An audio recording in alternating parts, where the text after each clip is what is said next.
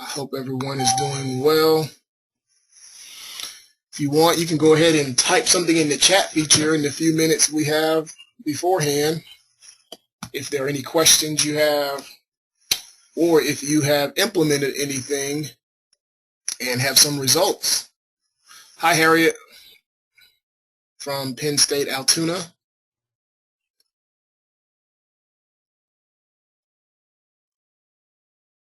Great, thanks for letting me know that you all are that you're hearing everything fine, Maria. I'm glad that folks can hear me. We have a lot to cover today, and I'm going to wait a couple more minutes because according to my time it's 2:58. Hi, John. So in our minute, can you go ahead and do a quick roll call of who's here so that I can let folks know who's here and say hi to everyone. See, we have Penn State, Altoona, Central Connecticut, St. Mary's University of Minnesota. How you doing, Joe? Hope things are going well for you. It's sleeting there. Man, I feel good. I thought it was cold here in North Carolina. However, we don't have any sleet, so I guess I'm a little more fortunate than I thought. Hi, Diana from Phoenix.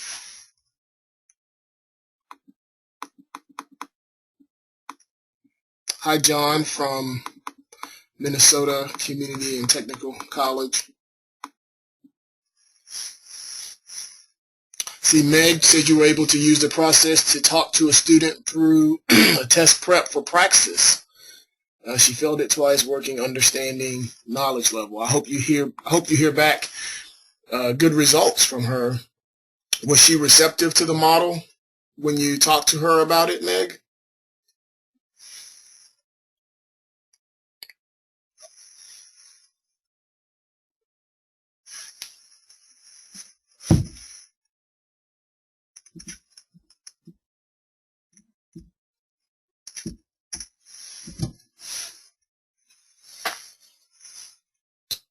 Yes, very ed student knows Bloom's, so it was easy. Yeah, I should mention that. So I'm going to go ahead and start with your point, Meg, about knowing Bloom's.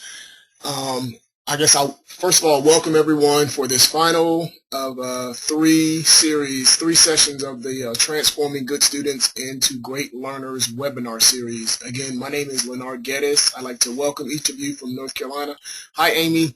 Amy, I'm going to hopefully have you say a few words here towards the end just about things that you've done on your campus. So I'll cue you in for that if you're available to do that. Again, I'd like to welcome you all from the state of North Carolina. And we have a lot to cover today. The chat feature will be available for use today. And also don't forget about the back channel that is available for you as well. So starting kind of with Meg's comment about using the model with the student who was very receptive, and she was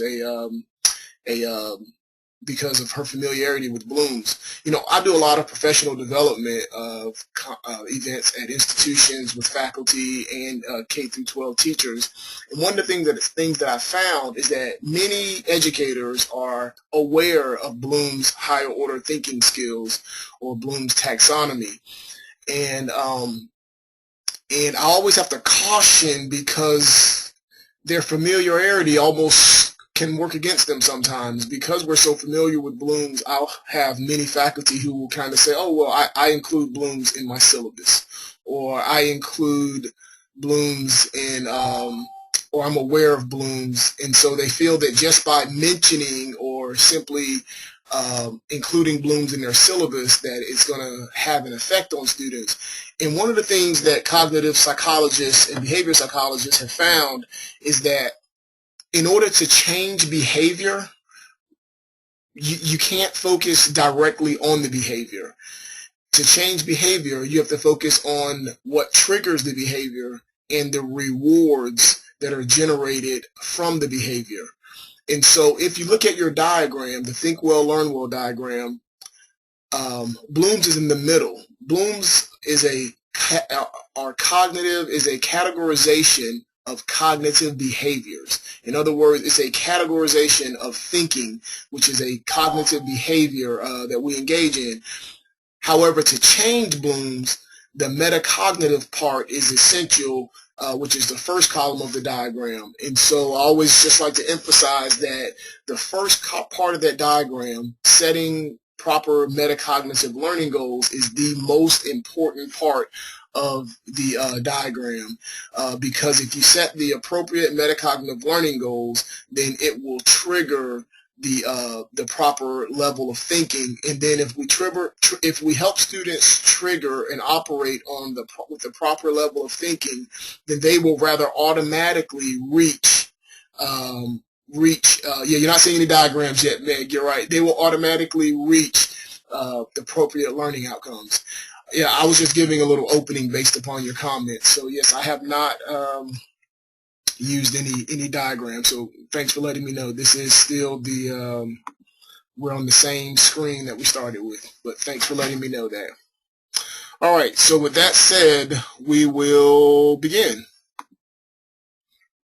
So again, just to refresh your memory about the webinar learning outcomes, and the reason I keep doing this, I'm hoping to model something that I hope that you all do, and that is set appropriate metacognitive is to be explicit about what we want students to do.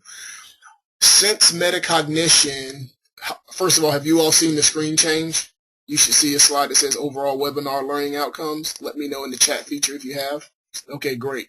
So again, it's very important that we explicitly make students aware of the learning outcomes. And this is a movement that some accrediting bodies are using that I think can be very useful if used properly, because since what we're doing is we're helping to unlock a somewhat subconscious level of thinking in order to get students to align it with their conscious thinking, then the more explicit we are in what we're doing, the easier the transition and application will be for our students. So again, these are our learning objectives. I'm going to learning outcomes. And just a little bit about outcomes. Most people are familiar with objectives, and objectives are kind of me focused, meaning when they're objectives, they're focused on what I want to get across. And outcomes take that the next step, and they're other focused by they help us focus on what we want others to get out of it. So instead of me judging the presentation or this webinar off of what I got across or feel like I got across, my metric for whether I did this presentation well will be based upon whether you all feel the degree to which you feel like you have achieved the outcomes that were set forth. And so in our instructional practices and in our learning centers, if we become more outcome focused, that simple shift will allow us to better assist students. So we talked about these other webinars, and so I want to start off with the diagram. And the reason I want to start off with the diagram again to introduce it is because all that we're doing is sort of centered around this diagram.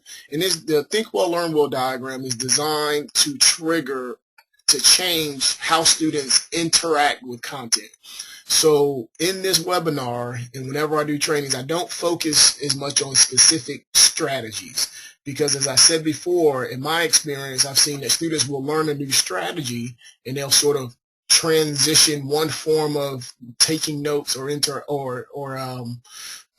or doing a particular activity to another form, but it never changes the essence of how they think. And that's what I've seen is most useful, is changing the very essence of how they interact with content. And so what we're doing largely is that we know that students tend to operate at this level at the top, indicated in red on your screen, and the tests that they are going to have in rigorous courses are going to test them for things that are lower on the diagram, which is sort of in a blue box now at the moment. And so what we're doing, kind of to summarize all that we've done up until this point, is we are disrupting the automatic shallow thinking that students have engaged in up until this point. And the way that we're disrupting them is by changing their metacognitive learning goals.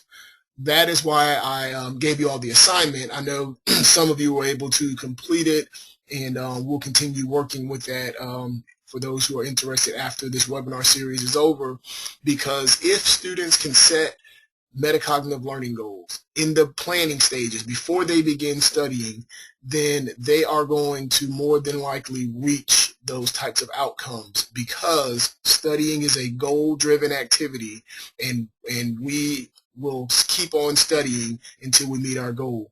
As an example, I tell students, I use a lot of analogies with students because they're effective. If you're hungry and you want a burger, sorry if I offend any vegetarians in the webinar world, but if you're hungry and you want a burger, when you go to a burger restaurant, you want to get a burger. You are driven to meet that goal. If you go to that restaurant and they don't have any more burgers and all they give you is soup, you might eat that soup. However, you are going to crave a burger still in your mind, and your desire is still going to be to eat a burger. In the same way, when students study, they have a goal in mind, and what we're doing is accessing that goal, which is often embedded in their learning approach, which is why we started with how they approach learning first. And that goal, they're going to strive in their thinking to achieve that goal. And once that goal is achieved, their sense of I got itness or is going to go off, or learning confirmation is going to go off in their mind, and that is kind of the process that students go about studying. And so we're changing the very essence of how that works. So we left off last time with outcome valuation, and just to revisit this before we get into the kind of the textbook navigation part of it, is that outcome valuation is very, very important, because what it does is help students determine what their particular studying is worth, what they have learned is worth. And so in this particular diagram, you can see I have the different monetary values associated with each respective outcome that students can reach. It's a very useful, tangible way of helping students identify and associate outcomes with value. And that, yes, they can continue working up at the top of the diagram for $5, and they'll have some value in getting definitions and getting terms and all that. It's not that is not useful at all. However, its value is limited. And what they have to begin to do is to be able to associate different outcomes that they reach with different values, because when they hand in their papers, when they hand in their tests, whichever task they're doing, ultimately their professor is going to judge them and ascribe a value based upon what they deliver.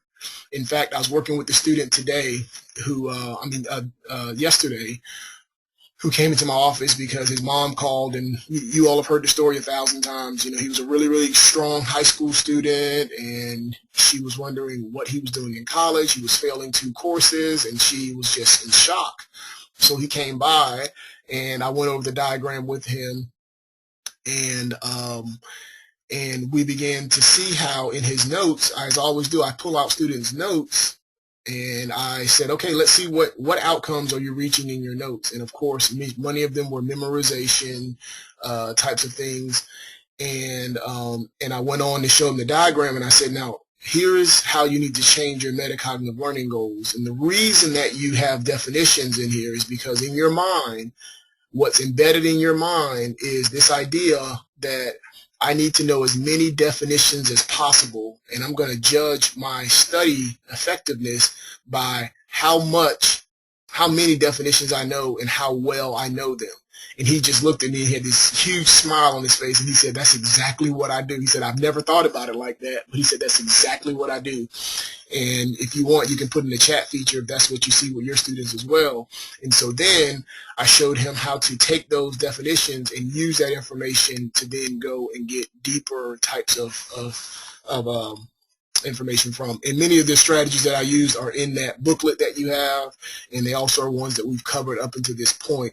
And in fact, the the little assignment that I gave you all is basically what I use with him to help him be able to improve. And haven't met with him again because that was yesterday, but I'll be curious to see how he does. Typically, students do see a big difference. So in students' mind, on this next slide, you should see a picture of a brain with some, I say an image of a brain would be a more accurate description, with some circles in it. And what we see is this is how students' minds work. They kind of have these cues, goals, metrics, outcomes, and confirmations that are all along the way. And as students study, they have these cues that they pick up on of what's important. And then those become their goals, their learning goals, but they're embedded deep in their minds, and they really don't know what goals they're operating off of. They just know that they are, quote unquote, studying. And then they're going to have these metrics along the way that are going to help them determine how well they've studied. And then they're going to have these outcomes that they're going to reach. These aha moments that they're going to be able to do something different. So it's very important that the outcomes, that we understand that the outcomes are what students are able to do with the information. And just to be clear on that, when students study, they will be able to do one of the outcomes that are on the right side of the Think Well, Learn Well diagram. And so they might be able to define a term. Maybe they're looking at the laws of thermodynamics. When they start studying, they know very little about it. At the end of studying, they then the outcome they have achieved is the ability to define the laws of thermodynamics. Another outcome might be the ability to distinguish the laws of thermodynamics. Maybe another outcome might be they are able to understand how understand the laws of thermodynamics role in physics. And so those are, I just want to be clear, those are actual outcomes, and our role can be we can be very useful with students if we help them move beyond just simply, oh, I studied and I know this, to pushing them to actually identify the outcomes that they have at the end of studying. So with our tutors, I have them do this with their students. So students will say, oh, after that tutoring session, they'll oftentimes feel good, like they know something different. Then our tutors will push them and say, okay, what is it that you know? What can you do now that you weren't able to do before? And they really push students to be able to define and to identify the precise outcomes that they have. And that's been a very, very useful way of making that metacognitive part more explicit to them. So what you have here, and again, this is in that booklet, but I want to show you because some of you asked about math. Essentially, math operates the same way as the other subjects. Because in math, in many ways, the numbers in math have a story behind it. There are concepts that are behind the numbers. And what successful math students do, those who are metacognitively aware, and I make that distinction because some math students will just say, oh, I have the math brain. And so they may be good at doing this, but they have never really thought about how they do it. They just kind of have figured, oh, I'm just good at math.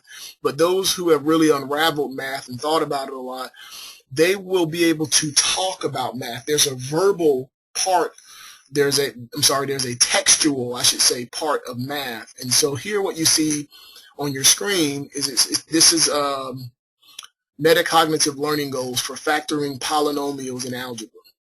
So at one level, the basic level, the most shallowest level, and most common level that students operate on if they're looking at this is they're going to focus here on level 1. Can I list the 4 ways to factor polynomials? And so they'll do a problem, and once they can feel like they can do that, they move on and they feel like they know all they need to know. However, outcome variation is then the ability to take this same topic of factoring polynomials and be able to question themselves differently. Can I explain why each type of factoring is necessary? One level down, can I apply each factoring method? So on and so forth. You'll have these slides, so I won't go into all of them to devote our time to other things that I want to cover.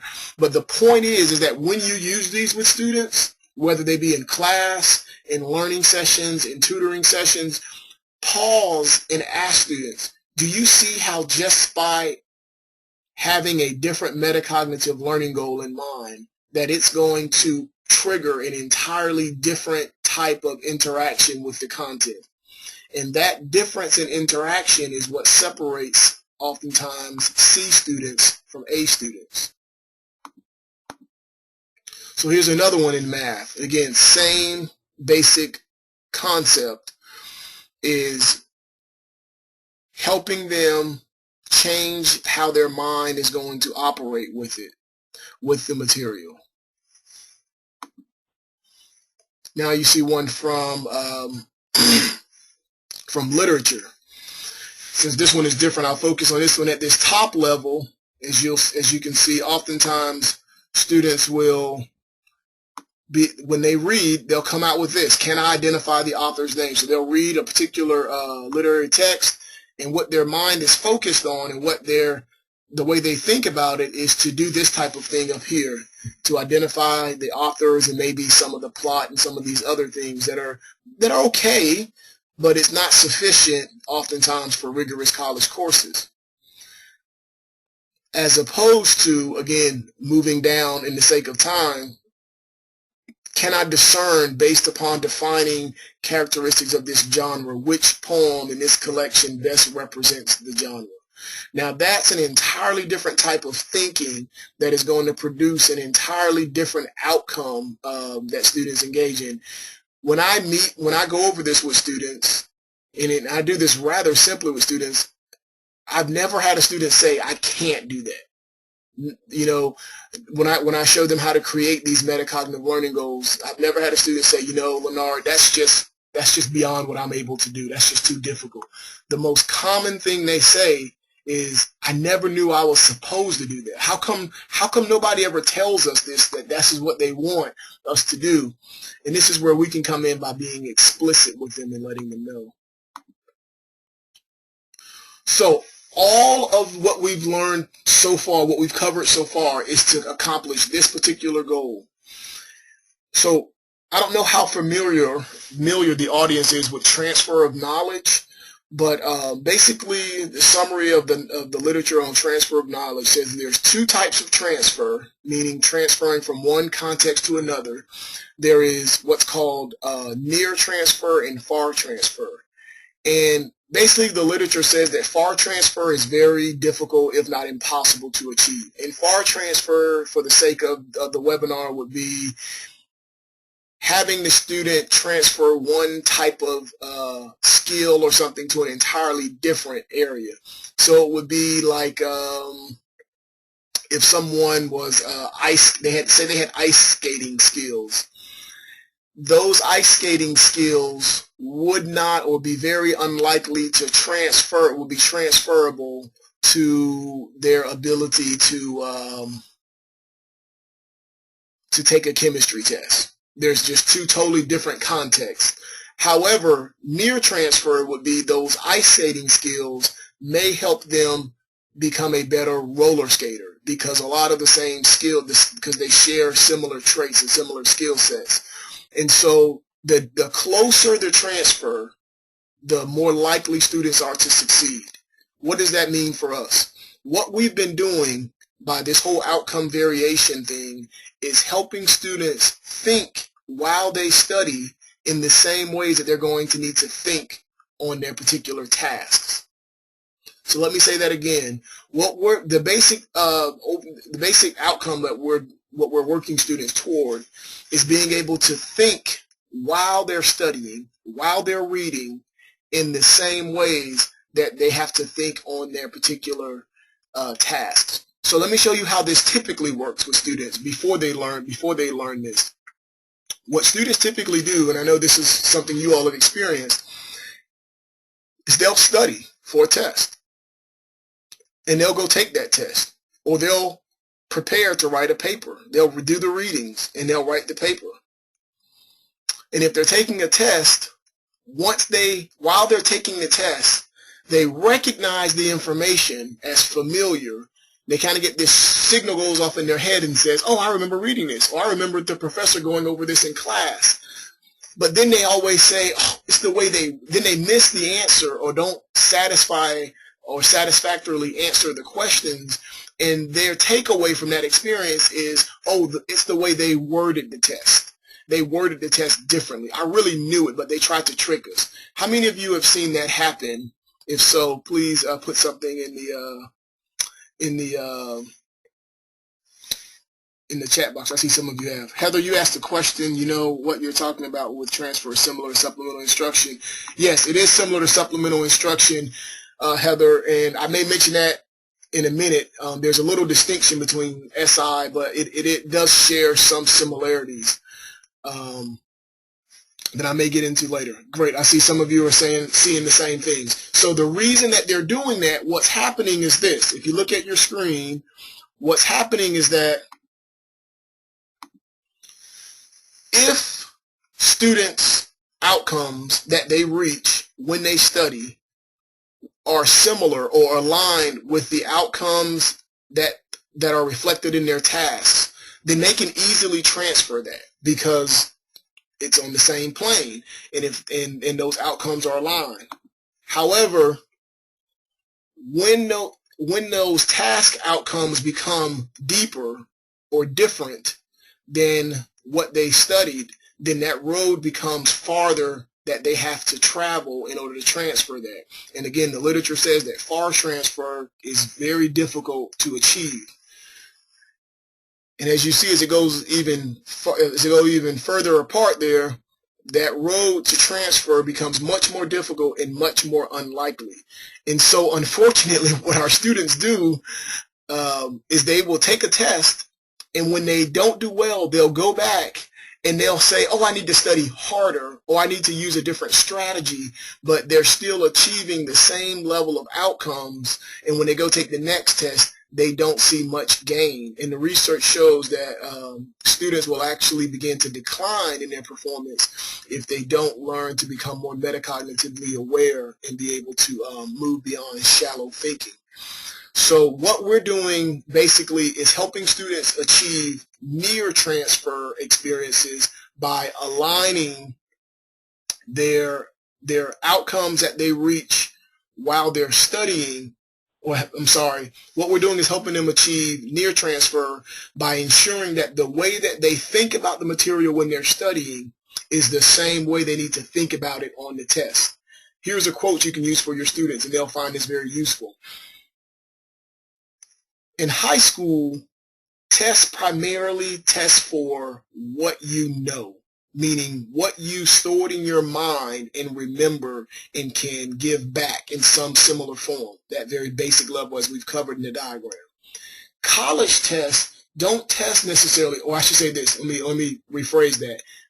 Rigorous tests, whether they be in high school or college, because I've started to work with a number of high school students who are in AP courses, rigorous tests don't test for what you know.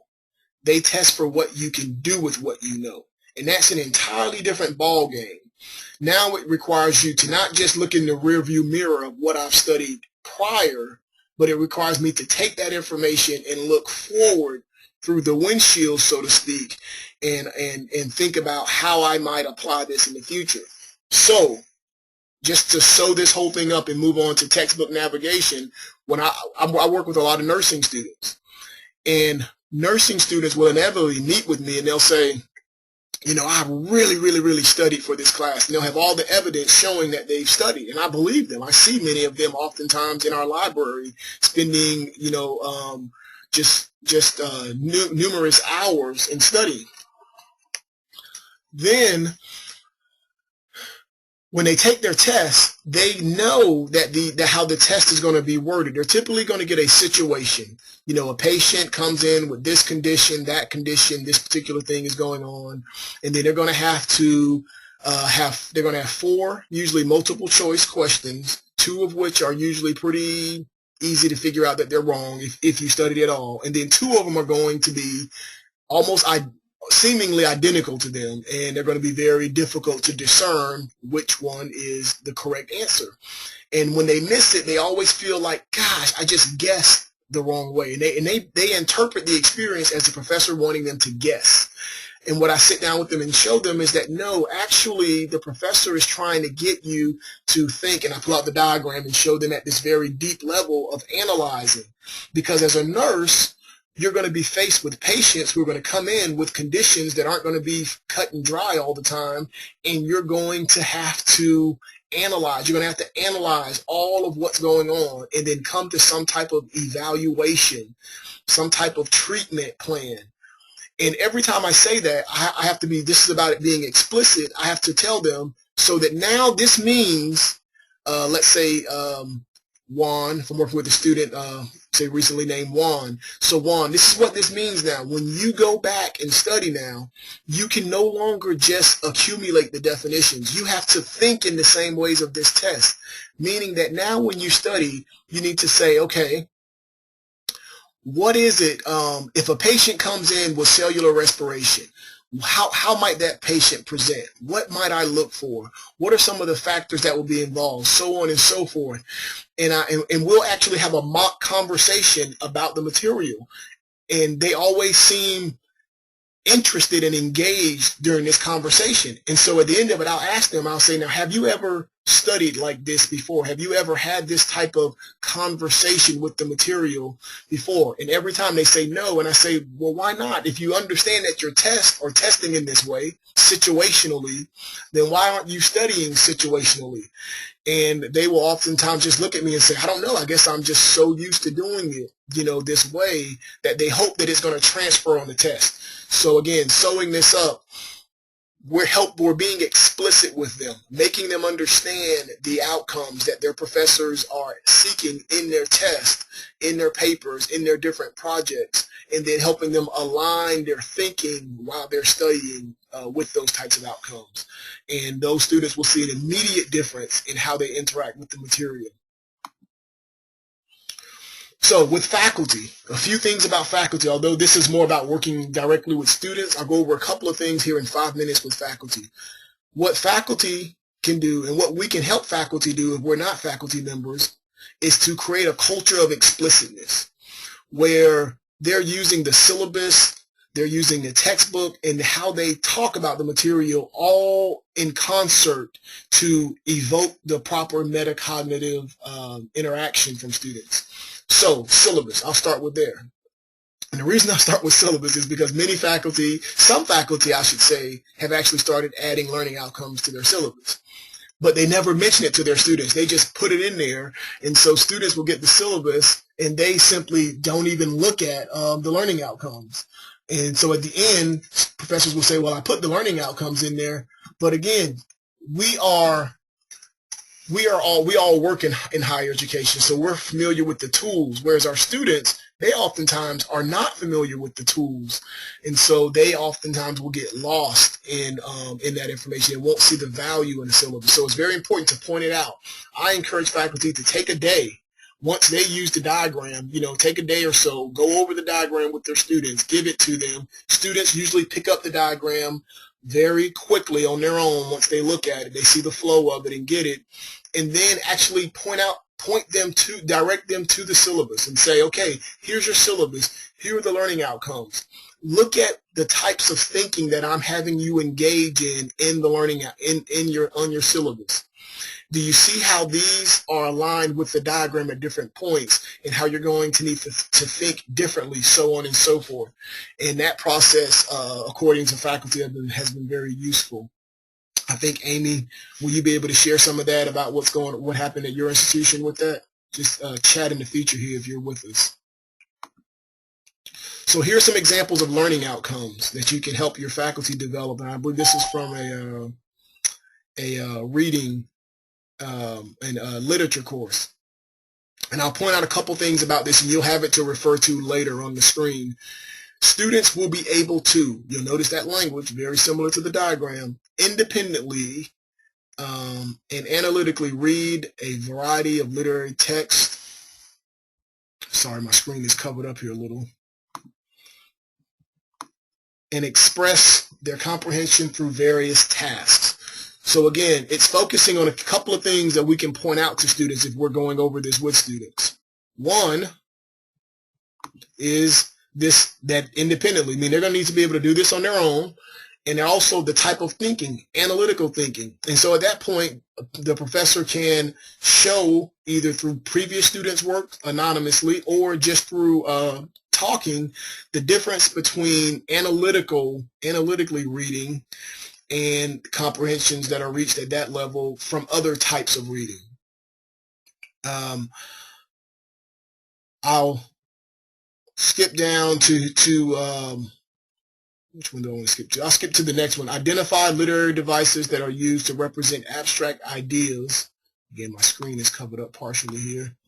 Or qualities. So again, they're pointing this out and giving examples of what this looks like. Because again, students may not know what this looks like. They may have the ability to do this, but they may not know what it looks like. So if we on the front end make them aware of these learning outcomes and how to use these, and professors actually use these, then it creates a sort of continuity between teachers and their students that can be very, very powerful. So you'll have those to refer to later, so I won't go into too many of those so we don't run out of time to get through this presentation.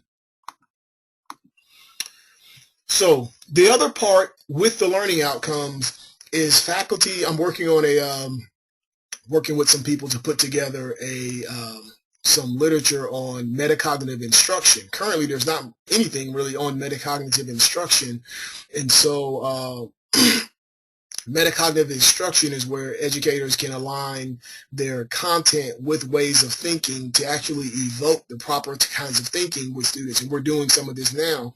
And so again, the same thing as before, that if educators talk about the material, which many of them do on very shallow levels, then their students will hear that in shallow levels. Now let me unpack this a little. So what that means, if Meg over at CCSU is my professor, and I go to your class, Meg, and you are trying to cover the content, and your primary focus is on getting through the content. You go through the content and you talk about it just mentioning various words, just points and facts, like many professors will do, and they'll say things like, oh, this is going to be on the test, or you need to know this is an important thing, or this is very important, and they're just basically mentioning it. I'm going to absorb not only what you say, Meg, but I'm going to absorb the level of thinking that is associated with what you say. Now, this is on a subconscious level. This isn't something that I'm consciously doing, so it's very difficult for me to control it because I don't even know that I'm doing it. And so what's happening is I'm absorbing that, and when I go back to study, I'm not only going to study the content, but I'm going to study it on the same level that you mentioned it. And so it's important that educators talk deeply at times. Again, you can't do this all the time because there's not enough time to do that, but I'll show you how to structure it toward the end of the presentation here. But we need to talk about the material at deep levels so that students hear what it sounds like to hear this particular content talked about deeply, and then they're much more likely to transfer that to other levels of thinking on their own when they're studying by themselves. So if you're a tutor and you're working with the student, it's very important for you to show them specific examples. If you're an SI instructor, don't just be mindful of how you're talking about the material, because we learn a lot from what's not done. And so if we're not expressing these things in very explicit, deep terms, then students are going to think about it in the same way, in shallow terms as well. So this is kind of what it looks like on the left side of your screen when faculty teach. Oftentimes they just have a bunch of concepts and facts that they throw out to students, and there's no real organization. Maybe there's a linear path to it in terms of I'm going to go from A to B to C, but there's not thought given to thinking levels on that. And I know this because I've done these professional developments with faculty, and the most common response that I hear from faculty is man, you know, I've never thought about how I talk about the material in class. I just focus on what I need to cover. And which is always refreshing for me because, again, I started developing this model working with students. And when faculty started expressing interest in it, I was how can I say, I was curious, I'll say, as to how receptive faculty would be to someone giving them pedagogical practices or ways of teaching, and they've been very receptive. So I encourage you to share these things with your faculty, because I found they've been very honest. Oftentimes faculty will admit flat out, I've never thought about teaching in this way, and so it just provides them an easier way of doing it, and we're transitioning them from the way that they normally teach to teaching the content and the ways of thinking about that content, which is a much more efficient and effective way to teach, and it will evoke the proper metacognitive processes for students. And again, this is something that if faculty do early on, or we do in our learning centers or in our SI or tutoring things early on, then what will happen is students will develop this and they'll start doing it on their own. In fact, you all have those posters that I sent. Can't tell you the number of faculty or teachers in high schools who will say that now that they have those posters hanging up in their classrooms, that while they're talking, they'll catch students looking over at the posters, those Think Well, Learn Well posters and the learning sufficiency diagram. They'll find them looking over at them, calibrating how the professor's talking about it, or they'll say in class, "Oh, you just talked on an analyzing level. Oh, that was on this level." Those are important awarenesses that are very useful to students. I see, Joe, you have a question. Your diagram applies that it takes time to focus on the ways of thinking and you cover less material. Is that true or a consideration?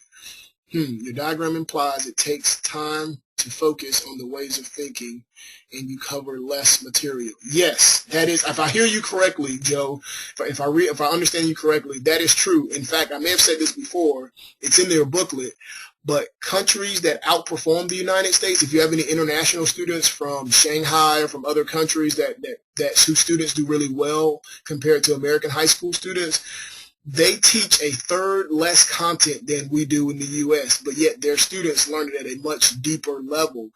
And in fact, I was working with some international students last night, a group of mixed students, and many of the international students talked about how the way that they learn is very different from how we've learned in the States, and they talk about that it's not a lot of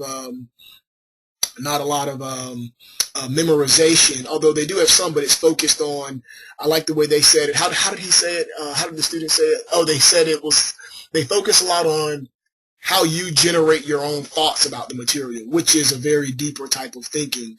And so that's kind of the essence behind it. But if you look up some of the Common Core literature, it talks about that, about countries who outperform the United States. They actually teach about a third less content, but yet their students learn it much deeper. Thanks for your question, Joe. I'm glad I caught it. So textbook navigation. I'm going to go through this quickly because what we're doing here is basically taking the diagram and we're applying it to text and textbooks. So text would be literary text, and I've shown you some examples before in a previous slide about literary text. So I'm going to focus this on textbooks because research shows that 80%, actually 85% of college learning occurs outside of class and usually involves text. So if your students believe that they don't need a textbook, they are setting themselves up for a year of struggles. So I know many of you have heard students say things like, "Oh, my professor doesn't use the book." And I always tell students, the book is a tool for you. Your professor doesn't use it because more than likely he or she has been teaching that subject before you were born, if you're talking to a traditional 18-year-old student, and they know the book. It's a tool for you. So when I'm talking to our football players, I'll say, when you go to practice, you have a helmet on and shoulder pads. Your coach doesn't bring those, right? No. Why? Because those are tools for you, not for the coach. And so in the same way, the textbook is a resource for students. So if you're thinking about this particular textbook navigation, think about it in terms of a GPS. So what happens in the GPS is we input a destination where we want to go in that GPS. That GPS then can choose from thousands of roads that it has in its disposal to choose from. However, it only chooses the roads based upon the destination that we input. And so what's happening is that then once we travel down there, we get this little flag that says, oh, we've arrived at our destination. So that GPS helps us easily navigate through all the various roads. So think about the Think Well, Learn Well diagram. The first column, the metacognitive learning goal, is very similar to a destination. And by putting in the proper destination, the next level, the Bloom's higher order thinking skills, our mind can think on any type of different level. However, if we put in the appropriate destination, it's going to trigger our mind to use the appropriate thinking level. And then eventually we're going to arrive at our destination or our outcome, and it's going to be consistent with the destination that we put in the beginning. So it's a very circular path that we bring students on to where they can plan, monitor, and then evaluate their thinking, which is essential to metacognitive functioning. So this is a basic slide that talks about college textbooks, but I'm going to skip this. You'll have it on the actual copy that you'll receive of this. So one of the reasons why textbooks are so challenging is one, of course, your students will tell you the volume of information. There's so much. Another one is that it requires students to alternate thinking skills throughout reading. And this is one that I've developed on my own from observing students, is if you think about it, textbooks are perhaps one of the only resources that require us to alternate our thinking throughout. And I believe that's one of the contributors to textbooks being so challenging, because usually we can read and just sort of put it on autopilot and just read. However, in textbook, we can't do that, and I'll show you why here in a second. The other thing is that textbooks require that readers must know the conditions under which to apply thinking levels to respective segments of text. So what that means is now, not only have we awakened students to now they need to change their thinking levels, which is a new experience for them, but also now they need to know when to do it. When do I change? When do I use analytical thinking as opposed to understanding and different levels of thinking? And so that seems confusing, but we're going to make it really easy for students. And so here's an analogy that I use with students, is I often will have them compare driving and reading, because they have a couple of major things that are in common. One is that they both kind of get you from point A to point B. And another one is that they both can be done rather mindlessly. We've all read a book, and many of our students will read their books, and they're turning the pages, and at the end of their page-turning adventure, they have no idea what they just read, right? You all are familiar with that. Well, in the same way, when many of us leave work, do you know what we're going to do? We're going to get in our car, we're going to start the engine, and we're going to drive, and our mind is going to be somewhere else. And somehow, magically, eventually, we're going to end up at our destination, our home, or wherever we're going after work. But the interesting part about driving is this. Somehow, whenever we come upon our exit or our turn or an important landmark that we need to pay attention to, our mind rather automatically becomes alert. And it sort of taps us and says, hey, you need to pay attention here. This is important. You need to turn here, or you need to slow down. There's a stop sign. And we do this rather automatically. Well, I begin to think, what if we can place placeholders in students' minds that would alert them to the important information in their text in the same way that our mind becomes alert rather automatically when we're driving? And so this is what this particular strategy is. So I put it under the context of thinking globally, acting locally. Many of you are probably familiar with that particular phrase, and it simply means that what we do globally impacts us locally, and what we do locally has a global impact. So it focuses on the relationship between global actions and local actions. Well, when reading, our reading has the same principle. We have what's called global destinations, which are the overarching course, subject, or chapter learning outcomes.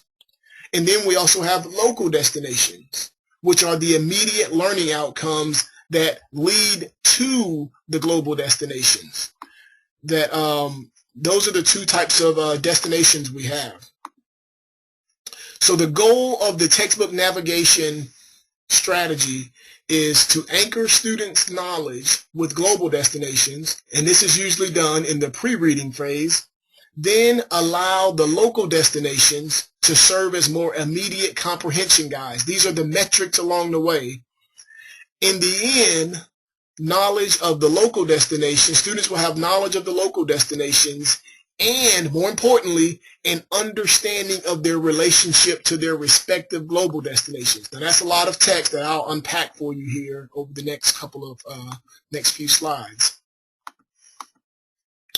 So, in text, we have, you'll see that symbol we'll use. Familiarize yourself with this symbol, the globe. That's the global destinations. And then we have several what I call local destinations, and those are indicated by these houses throughout this book. So here's a visual image kind of to look at this to use. So we have a starting point. Let's say we're going to take a trip to Disney World. Well, Disney World is our, which type of destination? Somebody type it in here for me in your chat box. What type of destination is Disney World? Right, global. Joe, you're pretty quick on the draw there. If this were Jeopardy, you'd be the first one to get on board every time. So yeah, so that's our global destination, and that's where we want to end up. However, there are all these local roads we have to take to get there. Now here's the kicker, is that what most students do when they study is they will accumulate numerous of these local destinations. Factual information, important, but they never allow these to take them here to the global destination. And so they wind up knowing something, but not enough to be able to perform well on their test or on their particular papers or whatever projects they have coming up. So how do we get them to do that? So here's just a basic excerpt from a chemistry book. Most students will start reading right there, matter, mass, and weight. And these are some of the things that they will likely pick up. The bold print, you all are familiar with that.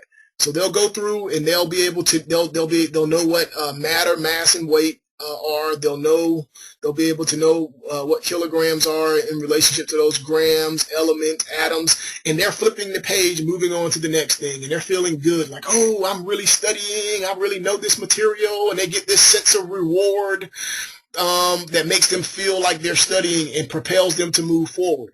However, look here.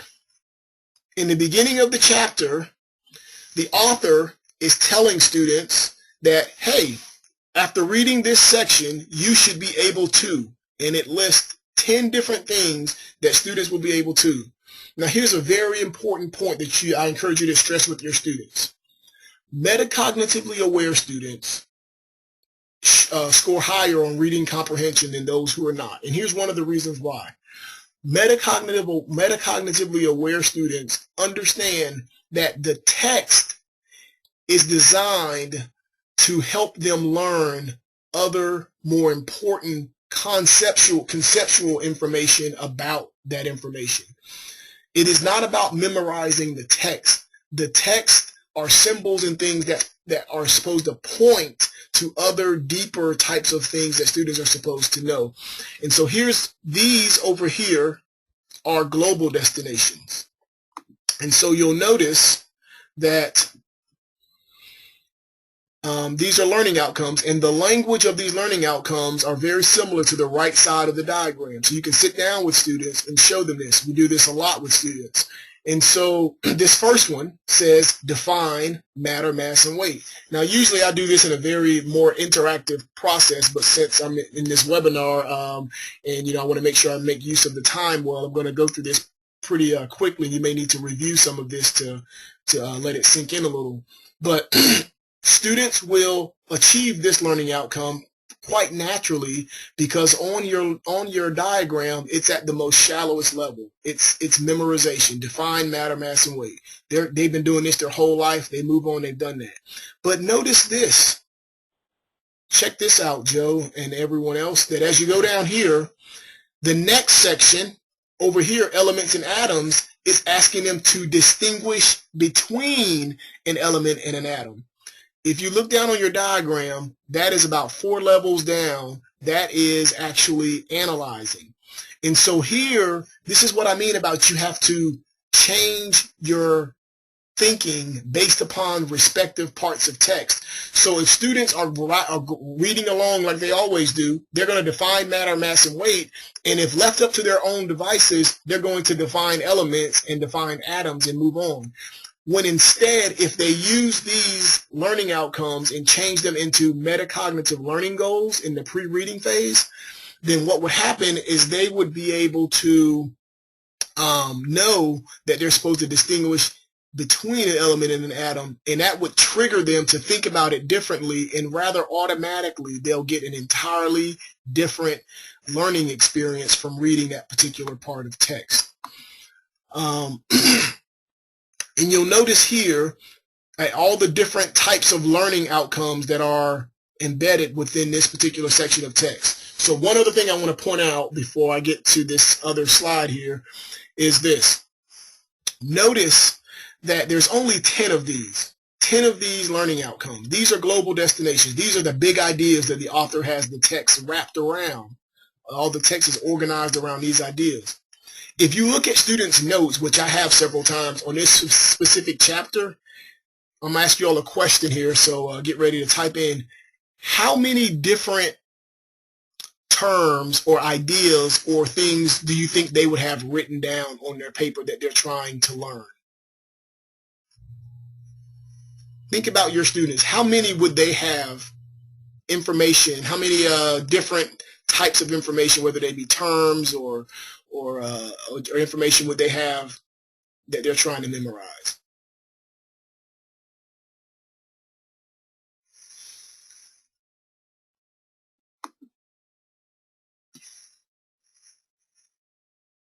As many terms are in bold. Yes, Meg, you're exactly right. You and your crew are exactly right. That's exactly what they do. And they'll never reach these 10 outcomes, which are more important.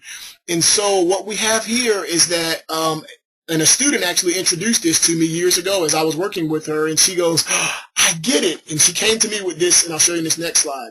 So she took a sheet of paper, and at the top of her paper, before she even started reading, she would go and she would put the global destinations in, and she would say, okay, at the end of reading this segment, I must be able to define matter, mass, and weight.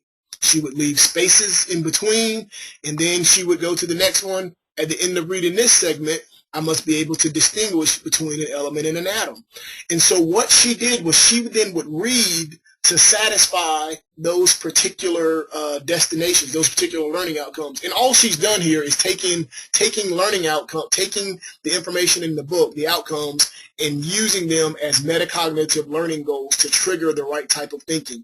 And this student and many other students have said that this is their experience after doing this, that they read significantly less, but they get much more from the material. In fact, if you all want to see some students discussing this, if you Google or YouTube a conversation about deep learning, you'll see me meeting with 3 African-American males, and they're talking about their experience using this and how it improved their thinking, but also their ability to their reading comprehension. Let me see if I'm going to try to show you all this other document here before our time's up, and I'm going to see if it will allow me to get to it here.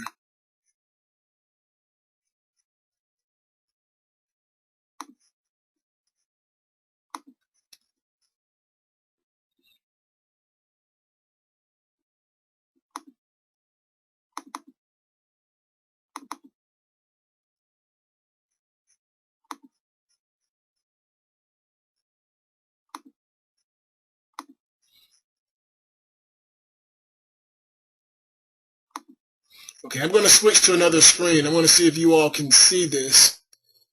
And I may have to switch back because I can't see you. So I have something on the screen. Can someone type in if you can see this physics book on your screen? Because right now, this particular platform is not allowing me to see you all. So I'm going to switch back and see if anybody typed anything. You can see it. Okay, great. I'm going to go back to it. I won't be able to see your chat features because it won't let me see both for some reason. But I'm going to go on and show you this. So you can get your textbooks. Excuse me as I scroll down here for a second. You can take textbooks. I have a couple of samples of these. And if you look at this, this is a basic physics textbooks. And I show students the various, just looking at this book, look at all the different types of thinking you're going to have to engage in order to sufficiently learn this material. And so I use this to show students that, to make that explicit to them, that I'm going to have to consciously change my thinking levels, and then we simply use this. As you can see, what is the scientific method? Well, that's memory. How do scientific explanations differ from other types of explanations? That's analyzing. It's asking them to compare and contrast and distinguish. And so just by doing this, I can assure you, you'll be surprised at how your students can now attack reading in a much more efficient and effective manner, that they just tend to make sense with them. And then I show them how to do it actually within the book. So this is the first section. This is what that student was showing me, is that at the end of reading this segment, I need to know what is the scientific method. And I show them the relationship between the specific location of this particular part of the book and where it's located in proximity to the other information here. So what is the scientific method? That's early on, and if they go down, that particular segment of text is going to be early on.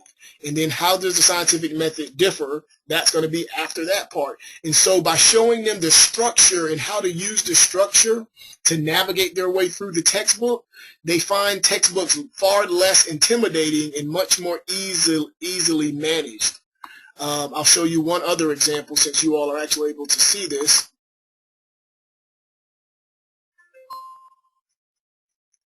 So I hope you all can see this as well. This is from a nursing book. Same thing. Learning. This says learning objectives, but I take those, evaluate contemporary issues and trends in maternity nursing. And so what students will do on their own is they'll read this and they will pick up the contemporary issues and trends and they'll commit them to memory, but I'll show them that the author is asking you to evaluate them. And then we'll go to the diagram and show this is the difference between simply remembering them or being able to recall them and being able to evaluate them.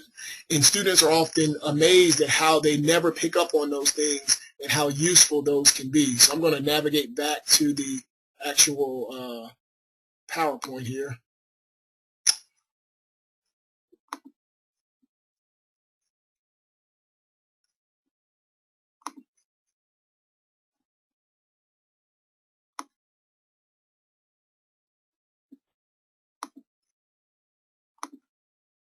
Okay, is everyone back with me now?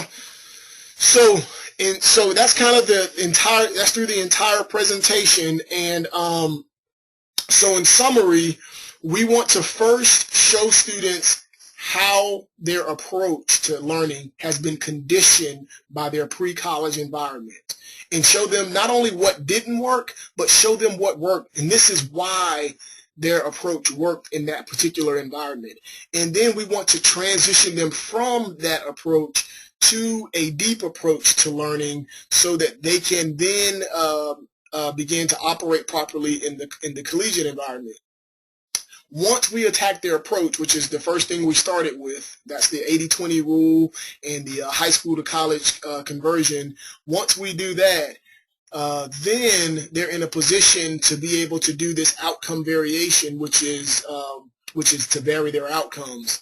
And again, the outcome valuation component is designed to just solidify their understanding of the importance of reaching different different outcomes. And then the textbook navigation is the diagram applied to textbooks. Now, we didn't get a chance to get into the learning sufficiency diagram just because we ran out of time. But for those of you that are interested in actually going to implement this, I'm going to invite you all to participate in the wiki, and I'll give you an invitation to the wiki. And the wiki, just so you'll know, it has a variety of tools.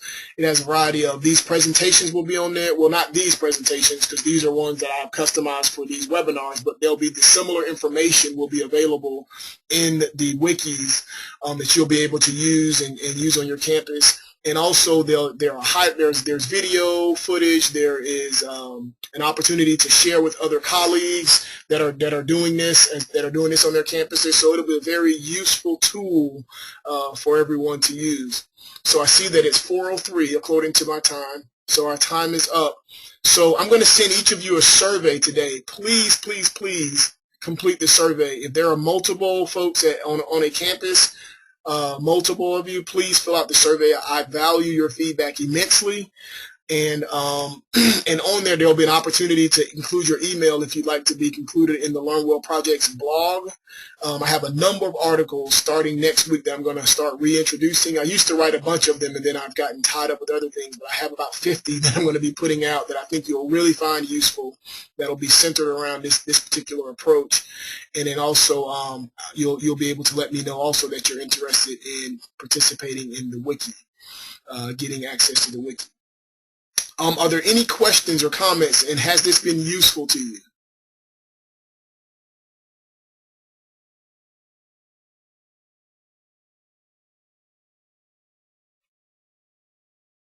Okay, Meg, I'll say hi to Amy.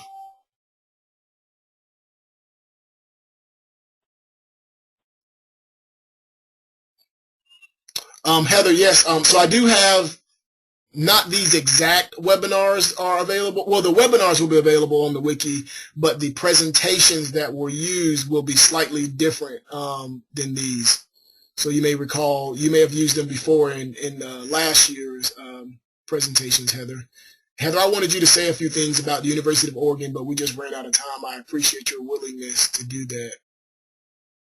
You know, you are a great resource.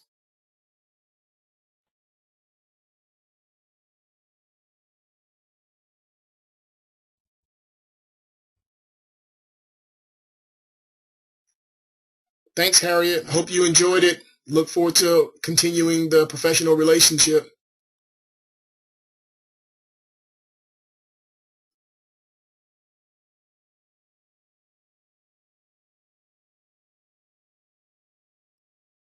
Yes, Heather, the webinars aren't available because I need to upload these. They should be available by the end of the day tomorrow. See you, Joe. Thank you.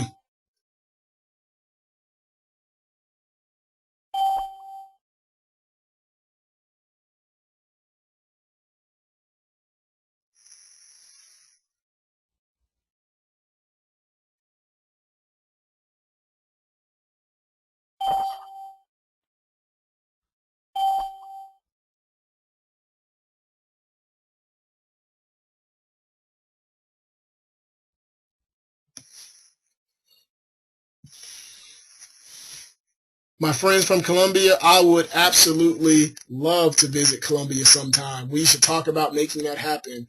In fact, I was flying on a plane not too long ago, and I was in the airport, and I met a lady from Colombia, and we talked about Colombia, and she just raved about it. So Maria, I would love to visit Colombia. I have to definitely look you up if I come down. Thank you so much for participating in the webinar. I'll definitely like to follow up with you to see how I can be of further assistance.